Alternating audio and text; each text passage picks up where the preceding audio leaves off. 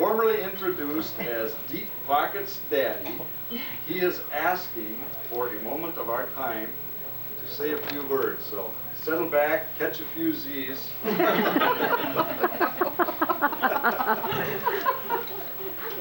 Oh boy.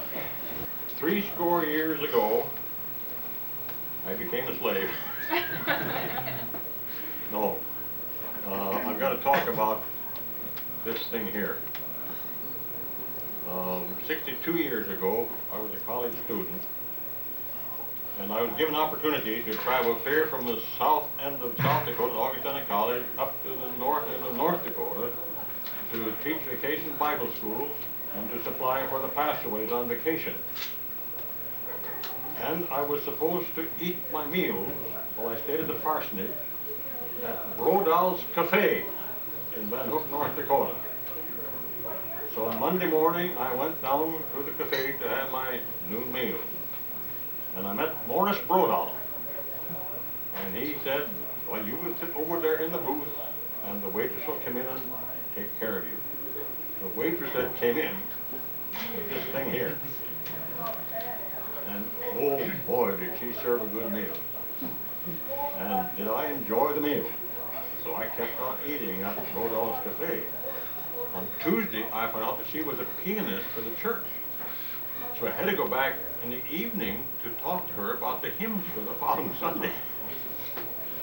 And she played the piano for the first service that I conducted for them. But on Tuesday after that Sunday, she talked to me. And she gave me a lecture about my sermon. True story, too. She said, you know, you're talking to people here, many of them have never passed the 8th grade. And the words that you were using are from your college. She said, you've got to use different words if you want to do any good preaching. And oh, did she lecture me. True story, isn't it? And so the next Sunday, I used different words. C-A-T spells cat. But anyway, so we got married.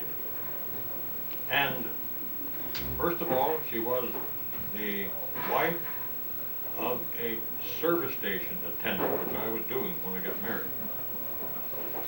We came back from our honeymoon to find out that the man who said I could be the manager and rent his service station in the Cheyenne Indian Agency changed his mind. I didn't have a job. Came back from my honeymoon without a job. But he felt kind of sorry for me. He said, you can still be an attendant here at my station in Gettysburg, South Dakota. So she was the wife of a service station attendant. And then he said, no, I haven't got enough business here for you. But my son-in-law in St. Paul is a photographer. And he needs an agent to go out and get picture orders in different towns for him to come and take pictures of. So we bought our first car, a 1930 Plymouth Roadster sedan with a rumble seat. It rumbled too. And we drove off to St. Paul, and we got our orders and went to West Allis, Wisconsin, and arranged with the hotel there for when the photographer would come and take pictures. And then we went to the north part of town and started down one street to get orders for pictures. She went houses on one side, I went houses on the other side. She was now the wife of the photographer getter-upper. Got down the end of the street, we met each other. We're not cut out for this. So we quit and went back to the hotel, canceled everything, went back to St. Paul. Well, then after a while she was the wife of a college student, because I tried to go back to college to finish my college work down at Augustana College in Sioux Falls, South Dakota. And we were there for a few months. I couldn't find employment. And we were down to our last bucks, and I gave that up. We went back to my hometown, and from there to her hometown, and then she was the wife of an unemployed person for that winter. But then, luck would have it, someone knew that the First Lutheran Church in Minot, which was about 80 miles away, they were looking for a lay assistant for the pastor of the First Lutheran Church in Minot, North Dakota. And I went up and talked to the pastor about the job. So then she was the wife of a lay assistant at the First Lutheran Church in Minot, North Dakota. And after I'd been there for a few months, a couple of years, then some of the college students there thought, you know, I'll bet you could get into the seminary without finishing your college work. Because the president of the seminary in St. Paul had gone there from the First Lutheran Church. He was a former pastor at the First Lutheran Church, Dr. Gullickson.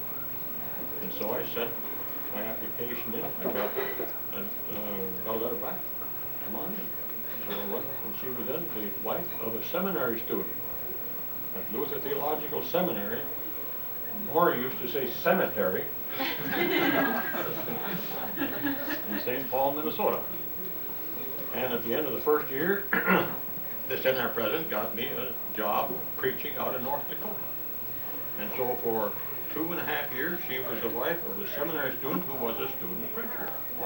Every second weekend, I'd take the train from Minneapolis out to North Dakota and teach confirmation class and preach and then go back again.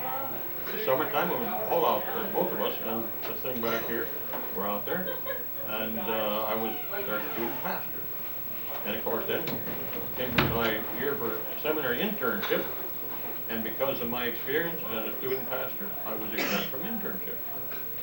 And those two congregations that I served as student pastor got together and they called me to be their pastor. So our first ministry was in North Dakota, and she was then the wife of a ordained Lutheran minister.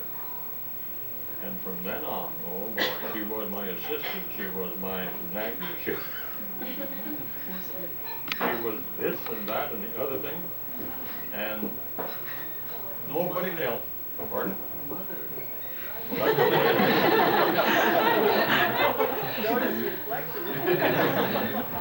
I'll talk about that later on.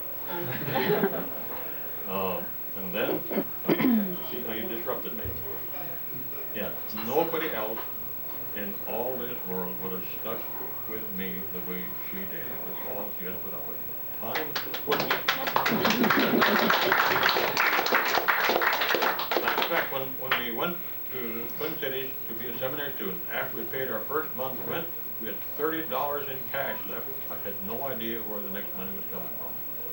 But the Lord saw us through, and I became a minister. But not only would nobody else have stuck with me the way she did, but I wouldn't have wanted anybody else to know in this world besides her.